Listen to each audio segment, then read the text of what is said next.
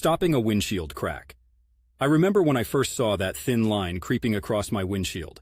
Yep, the dread that sets in when you realize your little rock chip has ambitions of becoming a full-fledged crack. Let me share some advice on your windshield predicament. First things first, don't panic. There are measures you can take to stop the crack from spreading and buying some time before heading to a pro.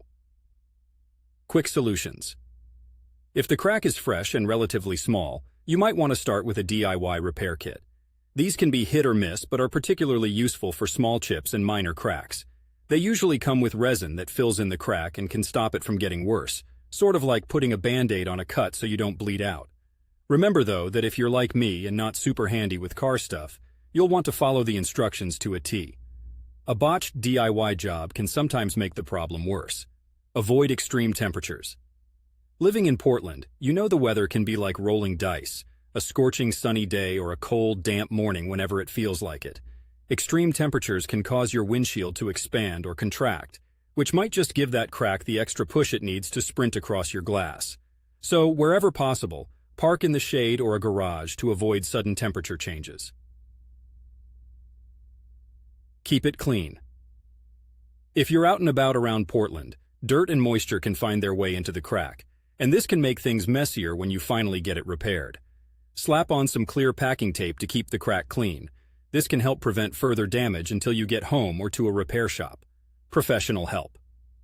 When all is said and done, a professional repair is the way to go.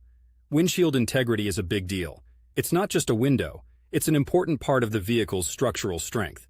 Take it to a good auto glass technician.